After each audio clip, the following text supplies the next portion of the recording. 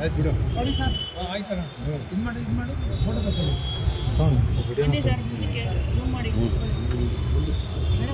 ಅಲ್ಲ ಮುಂದಕ್ಕೆ ಆಗಿದೆ ಮೇಡಮ್.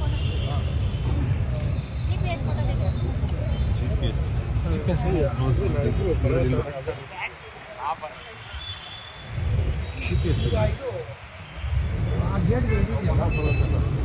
ಆ ಗೇಟ್ಗೆ ಬೀಗ ಹಾಕ್ಲಿಕ್ಕೆ ಇದೆಯಾ? ತೆಗಿ